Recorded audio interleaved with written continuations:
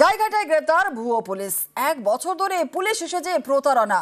Social মিডিয়ায় পুলিশের পোশাকে ছবি পোস্ট, নিজেকে কনস্টেবল বলেও পরিচয় দিত এই কীর্তিমান। কিন্তু এই কীর্তিমান অর্থাৎ ভুয়ো পুলিশ কিভাবে পুলিশের হাতে এলো জানবো। আমাদের সঙ্গে রয়েছেন আমাদের প্রতিনিধি অনিরুদ্ধ কীর্তনী, আর বিস্তারিত বলবে অনিরুদ্ধ।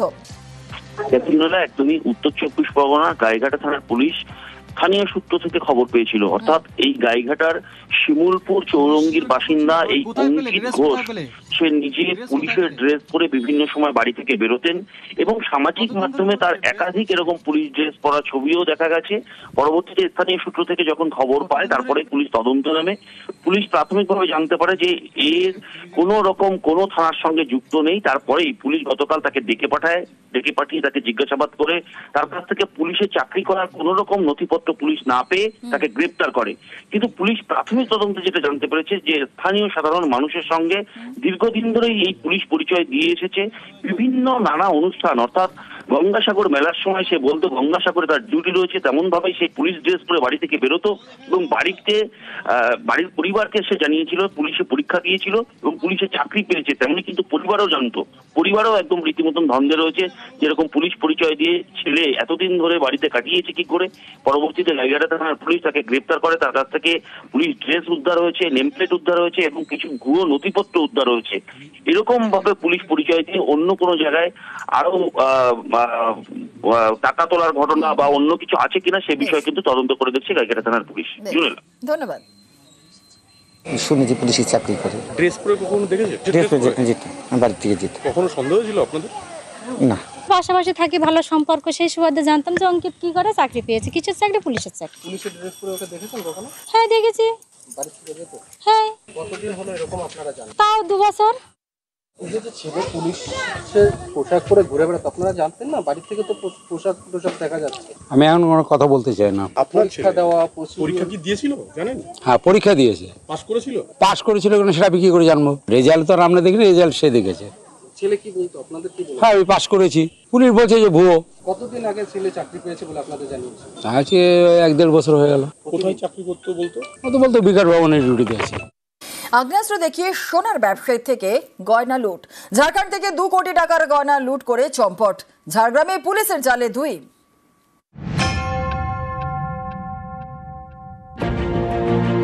গলি থেকে বাইক নিয়ে একজন বেরোচ্ছিলেন। বাইকটা গলির মুখে আসতেই চালককে জাপটে ধরে রেনকোট পরা এক ব্যক্তি।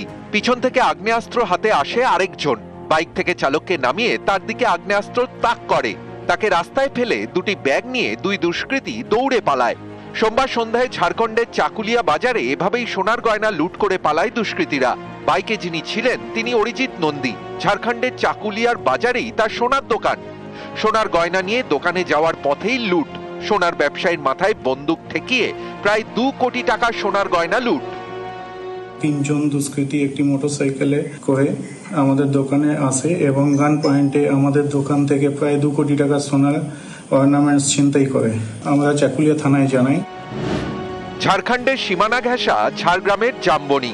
পড়শি রাজ্যের পুলিশ অনুমান করেছিল দুষ্কৃতীরা ঝাড়গ্রামে পালাতে পারে। সেই মতো ঝাড়খণ্ডের চাকুলিয়া থানার পুলিশ জামবনি থানাকে সতর্ক করে। জামবনির পরিহাটিতে নাকা চেকিং শুরু করে দেয় পুলিশ। 2টি বাইক চেপে 3 জন আসছিল। নাকা চেকিং দেখে তারা পালানোর চেষ্টা করে। এই 3 জনের মধ্যে 2 জনকে সোমবার রাতে ধরে ফেলে পুলিশ, আরেকজন পালিয়ে যায়। ধৃত 2 জনের মধ্যে একজন ঝাড়খণ্ডের বাসিন্দা নিরঞ্জন গৌড়, আরেকজন বিহারের বাসিন্দা মোহাম্মদ রফিক। ধৃতদের থেকে পাওয়া গিয়েছে ডাকাতি হওয়া সোনার গয়না। গত 22শে জুন রবিবার শিলিগুড়ির হাসমি চকে সোনার দোকানে ক্রেতা সেজে ঢোকে 7 দুষ্কৃতী। দোকানের কর্মীদের হাত বেঁধে আগ্নেয়াস্ত্র উঁচিয়ে হুমকি দেয়। 20 মিনিট ধরে লুটপাট চালায়। দোকান মালিক দাবি করেন প্রায় 11 কোটি টাকার গয়না লুট হয়েছে। সেদিনই হাসমি চক থেকে 2 জনকে গ্রেফতার করে পুলিশ। উদ্ধার হয় লুট হওয়া গয়না। তারপরে বিহার থেকে গ্রেফতার করা হয় আরও একজনকে।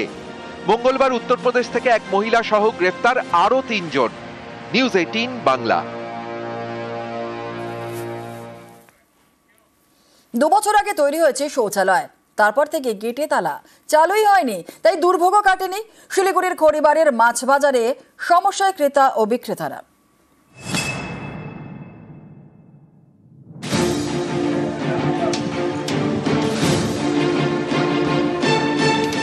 মাছ বাজারের পাশে শৌচালয় 2 বছর ধরে পড়ে পড়ে নষ্ট হচ্ছে, গেটে ঝুলছে তালা।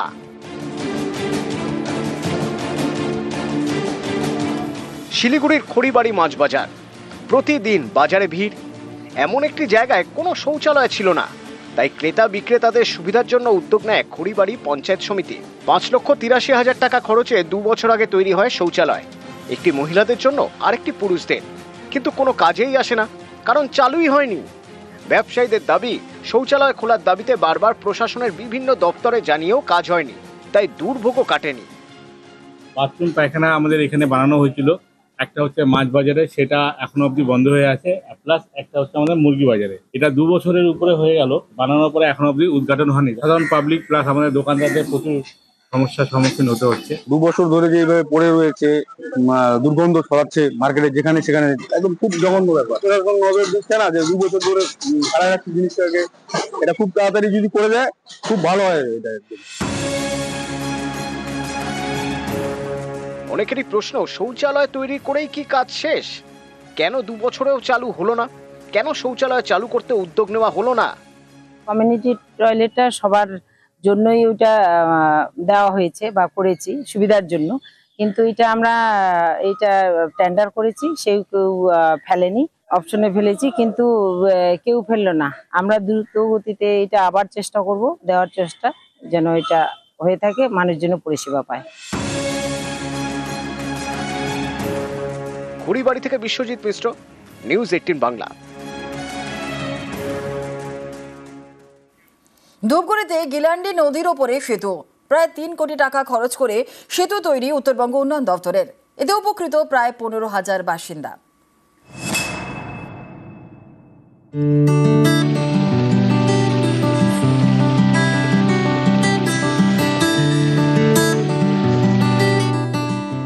জলপাইগুড়ি ধূপগুড়ি, এখানকার ঝাড়ালতা 1 নম্বর এবং 2 নম্বর পঞ্চায়েত এলাকার মধ্যে দিয়ে বয়ে গিয়েছে গিলান্ডি নদী। এই নদীর উপরে তৈরি করা হয়েছে ব্রিজ।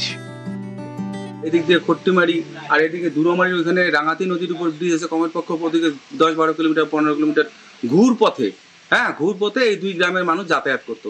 খুবই খুশি। গত মাসে উত্তরবঙ্গ সফরে গিয়ে ভার্চুয়ালি এই সেতুর উদ্বোধন করেন মুখ্যমন্ত্রী। এই ব্রিজ তৈরিতে উত্তরবঙ্গ উন্নয়ন দপ্তর খরচ করেছে প্রায় 3 কোটি টাকা। ব্রিজে ওঠানামার জন্য তৈরি হয়েছে অ্যাপ্রোচ রোড, তাতে প্রায় 2.5 কোটি টাকা খরচ হয়েছে। ব্রিজ হওয়ার পরে অনেকটা সুবিধাজনক হয়েছে। আগে তো অসুবিধা হতো, আগে ঘুরে যেতে হতো, হয়তো দুরামারি হয়ে নহলে ডাকু খট্টিমারি হয়ে ঘুরে যেতে লাগতো। ব্রিজ হওয়ার পরে ব্যবসাটা আর বেশি আগাইছে।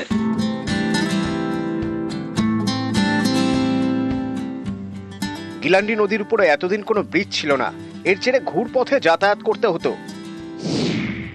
ঝাড়ালতা 1 নম্বর পঞ্চায়েত এলাকা থেকে ধূপগুড়ি যেতে হতো প্রায় 15 কিলোমিটার ঘুরে, সেই দূরত্ব এখন কমে প্রায় 7 কিলোমিটার হয়ে গিয়েছে। এতে উপকৃত হয়েছেন প্রায় 15,000 বাসিন্দা। বামফ্রন্টের সময় থেকে এই ব্রিজটার দাবি ছিল, এবং বলতে গেলে আমিও সেই গ্রামের আর কি, ঝাড়ালতা 1-এর অধিবাসী। মাননীয় মুখ্যমন্ত্রী শ্রদ্ধেয়া মমতা বন্দ্যোপাধ্যায়কে আমি আমার আন্তরিকভাবে শ্রদ্ধা এবং ধন্যবাদ জানাই।